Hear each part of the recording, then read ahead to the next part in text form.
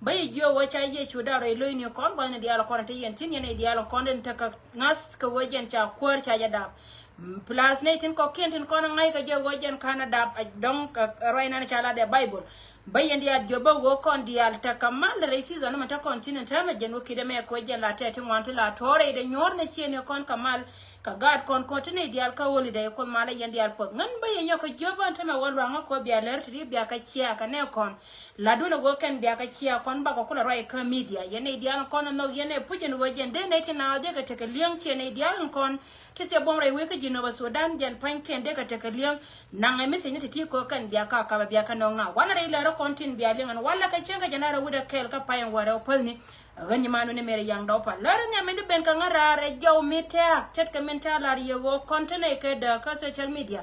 te kanetin kontila bagrar ko ken panken ba analysis ba nonga ken ka kuika mi chiro de lat ko bare de banyo ka mille ka je ko bene diar ko no kan te ka limbi ka te ka linkin ka genius mono wo yene tin diaran kontila link news tema barar ke news eta me chala de ne ko ne chal ka ji South Sudan Kamadian Canadian kono kwale chole jina serata ko lara me we Canadian rew we Canadian kono chalke gan ma jakir re doar ma chalke ka Gambela region Canadian kono chalke jina ser muno go ngan ma balariye eta enana chala de ne kono chalke jisia ka dan netin kono chalke jisia ka dan sie ko ngol yak chet ka me chia jangai ka gwa da ne chugo go kan ta ka plan ko kan de kor de kabre inwari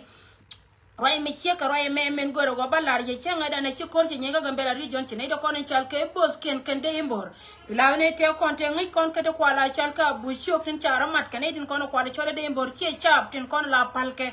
jina ser kan ji wolan ko kan ti timete ko kor ma to ka mana chit ke meda na che to ke 2013 kwa ka jo wairo don dup ko kon jera na chana jogoro wa bana te ke Michael kan ti kan chika te ka ma roy ko kwara kon chalke kwara nyak en gojo ka netin kon chalke ngo yene de yen ben ka do banana kula jong na kon chalke jina ser balar ne dialtin kon dong de ko ken de na de ko lo ken kan de kon chalke ji Gambela go chware chiang parew chit ka men cha jalar kon nya danen go chika wala re cha chiang parew chware chiang parew te jong ne yo chware wie jo gwana tin dialo kon te ke wie barai ka jong la roi kan jo ne ye wo yen nyongo wakal ya chiembo me no go jog dun moye jaka barmieli tibia piuken jako taka tin gwala ma ko jen mo de ben wana na chika miske rong tin ken panken bika ben mas ka piu alara me we kan ida kon chal ka isielang kana na tin kon kwale chol isien yeli tin tie ko ga tin dia lo kon ta ka boda ne titi o wote de rodun katana na taka kan panken kan ngoma lwale yak yo ngolwale yak kan panken chika te ka ma roye jela yen nyama nana nen mila bera munu go roye na la yena len kan nyama nana la roy ka video dien che ka news ken kon la luye na tu ka kan nyama chal ke mere kol te ka mangaye cha ki o dien kan eti ti go jene na me opportunity mo go mi chine tin kon chal ke ga nyak chika te ka mi charo ma kan kan wor te kon chal ke wor Gambel amana kon ban ta bela chan ko ban ne ti ban ka dawdar an cha ba mo ja tin bat kan kana kaira akon roye na chala de je jani gene chala de chika agree go kan panken de ka ben ka jong nas anytime ka go dian kon chal ke ide ben ka ka shekane de kon chal ke shen yal kana ne de kon chal ke shen lang biata ka ngai wona ma plan mete pin kana ide kon chal ke ngol wala yak go kan panken gor ka je baramat kana tin kon ko le chol iji doar mi chal ke ne tin kon ko le chol ter mindo chika ter sorry ne tin kon chal ke bar anyak sorry ter tora je bo nyoko menang yene la go jen biala loy ka tin diala kon le tele me chi joy ka ka dunya ne kon chal ke ter kana ide kon chal ke anyak kana ne tin kon ko le chol ngol wala yak roy me chala de jejani gem ne tin wana kana go jen ba jala re chal ke nur community en go yen bu jun bata shunga ka ne titi mala yen nyamana ne la roje gen roja kam ngaye roy me we ko kon community dan ke liu ko jen tengno ngana kon kai mun no go jen tindi ala kon cha ala da ken ka kui kai ne ken misika la bakan nyam la to wala gorno ba winna ba yat pin da mo cha ne la ra kai da mo bilet ken kon la ke ken be ko wax la re yen dia lor yen dia kon la yen gur gwa me wo gwene jen jaw misika wono en go jen poinda bana je tir ka bana jangai min dong dia na plan nan la ka Gambela region en go jen poinda barai ka tani gen cha ja lara gwan won ta makane de kon chal ka en community chika kai ka cha na cha ka tiama ken chinaitin kon chal ka elders we kan de kon chal ka nyak chika te ka meeting plus kel ka ko la kuma we ka kui ka go jen chika na lara go kon ka kon ji mala ta ma bia ben bia maitin kon tre do arabia ka kap kana me e chap ka yene de kon chal ka Gambela region go ni dia kon de tin a wona ka kam no kun na me chap kan de kon chal ka anyak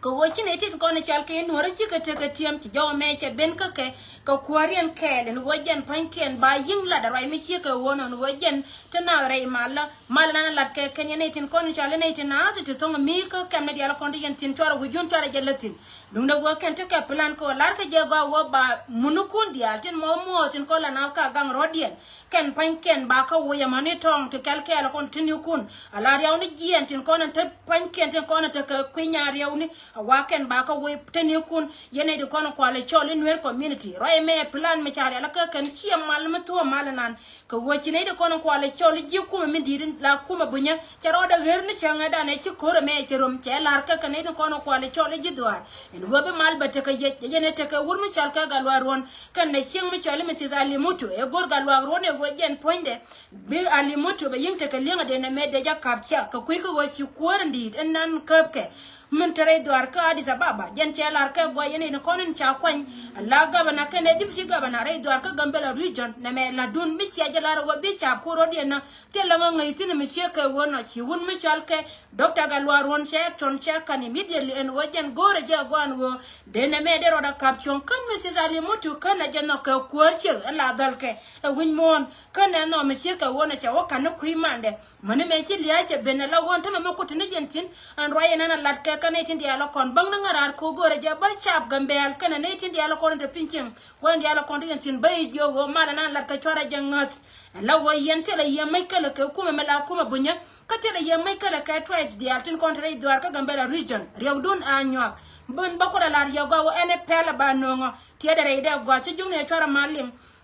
nunda go tie da re da go wo jen teka tin plan mi cheke wona go mo wa munukun dial wa ko wete ne kun betwon wo ka ne te kon te chiliu chenge dan ba ka chol ngai ko ne go wur mi chal ka bar cha be ka chengdor jen la jela ka wore jen ko la tu na re dum ni gwani dial ko na tana teka tin na ngana me ko rodun ke nje Gambela region en go jen chi plan mi chari ala ka ken wo jen ne betetin an mal lakini me ba non ye ko nuor mi cha jo ma le la loida ko nyetin dial ko la ka ne tin ko na right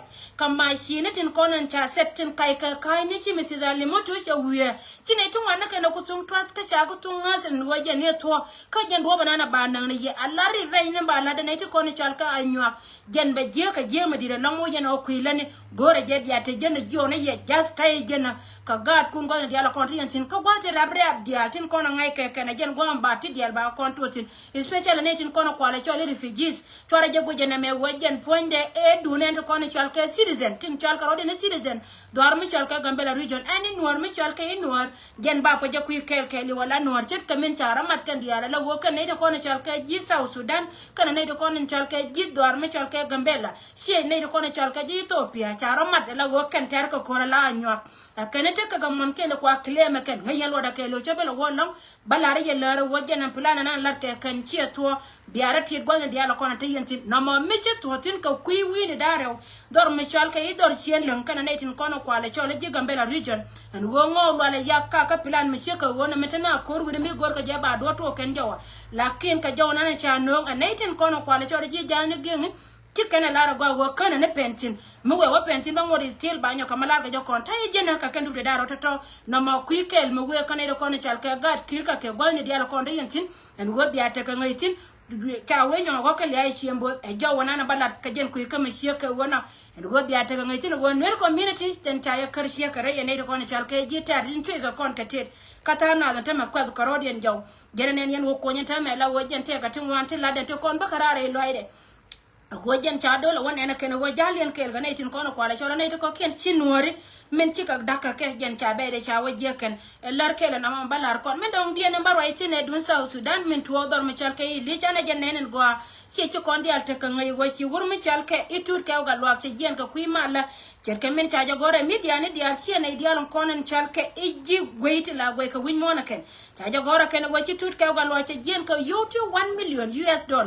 where netin ko dor me chal ke Port Sudan la woro yeda ne che wamat ke ne to jen cha wo jogo wo kontela ne mai kala ke South Sudan mo gor yene go banago tindi ala ko la kro go ma ko lich jen pain kun biya tudun biya ko tin ji South Sudan ki wur mi chal ke tur ke o chi ka te ke dol kana kwer we ka dor mi chal ke po Sudan ka charo ya mo cha ma da ken me lu nya jo ko kwere chicken ray me benya kama mat ka je kenen wo cha lar kono go wo kono te ka ti bana pal ka te kono lat ka rodien kama na mo kula nyin boda tin kono to ko ilik kama ne kono chal ka jino Sudan ka rodien ka ne tin kono kwala chola ria bol kien ti chet ka wo mai te konte cha ka ban gwa ga mo che mai te konte cha gar ka ne kono kwala chola jino Sudan ba ka loy ke mendong dien go ken pan ken baraka kon ka tin dia kono lat ka rodien gwa ga mo chi ka betetin ray me chi kwor we ne tel bakir ma yadid me che beleng chi bata ka micha roma ken kana kuara ko kan chiga ta kan misunderstanding kan kana agree whatever la to tama to to da ne chine ko ni chalke jino Sudan chicken ji South Sudan ko come warning today chalar ka gwan wo yen biara wo the gwada nan ta yentin gwa ma ne to kon chalka torbor ni sorry torbor ni ka kana ko ne chiku barar panken kana te ko no kula ta ka marai ka ji South Sudan cha ne to kon chalka ji South Sudan cha ka jo bia jen ka ilit mulo no go jen point and gwada ma tama te ka tension midi te yene ten kono kwale chol e jid doar ma chal ke South Sudan kana no Sudan kana ne kono kwale chol torbor ni kan te wit nyur ka wi mai kulere mele ben ka yene kono chal ke in nuari barwai kana de kono chal ka in nuari especially jid doar ma chal ke unity state en goja bitu onon te me wojen ponde batte kana te be ben re dun de roi me de wo ko kwar na gar chol na gar bang chol en wojen ponde jen ponde de kantin di altin konde lat ke ken gwara mo jen de goro go wo de youth tin konde la youth al machal ke youth state jen de ka kap chon ken konte me jabe to na go bi wur machal ke area bim top kana wur kana ko de ni men ka bar machal ke unity state jen be to wo ken ba gatin konde chal ke cha ba ka ben jo ken en go yen gore je go wo e bia wo ko jin gar ko turuk de roye me de ya kan che de den karodu ke le wo de youth ne tin kono kwale chole de mbor de kala lara gwan wajen point de telelia moy liu ko kon nyok ka gwa mi che ka gwa ma ko ngai ka je gwan tame wo kane de kon de kor me de yinter ka no do mi chal ka unity state ko kane de kon la jibo da te gwa ma bet won go ken pan ken mo wa kor che ka men gor ka jen tame go ken bala kor kam dien kane de kon ba ben gor ka ji do mi chal ka unity state yene din kono lamuk sulu kane de kono chal ke de mbo de jo goro goa en go che ka jin gar ko turuk de no ba me de wo ka ji gwan wo jen point de yu de ka la lar wo liya da nana naka no kon ka South Sudan che liya do aran jena ba nang rarna en wo jena yi liya dan liya da mo che liya do aran liya da nana kwala tu no kon mo no mate ka kor mi chito tin ka jeno ken ma che ka na me dun South Sudan ka ro ade atel gad ka gad hon chal ka gad unity state ko ja ka de ben tial na de ka ben jona ma e dunan wana roda non to amana arbiye ni dial konten gwa ma kenyin kon ko ngai kon chat kume antama me chili ya ben be goro wo jen ponde benetin kon chal ka icha ba ka non rode kana de kon ba goro non ka ji unity state den etin kon chal ke muksula de kel ka ne de kwale chole de mbor ko de mbor jana kel ka ayo de gar ko ratuluk de yero me de yina lenga go pojo wo de ga de ka dol before kana ne to en go jen de ka jona mo te manang yetin ye cha ka ngi le do arana puj bad ni me da ne choko ton wa cha ber cha chung le na kana kon ka je chi le da tame mite ko kor mi atar ka na gwa na te tin chi lan mo gor kon kon de ko kena kon ta gwa ti gol mo no wo e dunian ka rode ne ji ku ma South Sudan tame kel ka ma je ne torbore ni te konte gorga je de dor mi chalka unity state de badaken kan chika te ka mai kala ka tin ton ka betwon wajen bare yan ma anytime soon de mai de wa ko gwa na ba de ba jetin ka yene de kono chalka ji unity state mo warana wo goro wo jini bi goro be wolli ka meti e lot betade bi ko gui gwana na titin ray me jena goro wo ballar ye yene de kono chalka ji unity state en go na ngaja ka rodun kele ye cha pela ba gatin kon tin lepo ne ko wode ban na chenge dan ka mai te kon de wan ko torboro ni gen panken da ba ko wonyo ka mana kake wal ni ko ndial ka county skondang bakel dial nanga jaka rodun kele teme wo gurmi chalke pul jankana re bim top bika barar chi ni kon dial ngo jen ba ja gor ba de mbor joken especially ne ko ne chalke jima yom county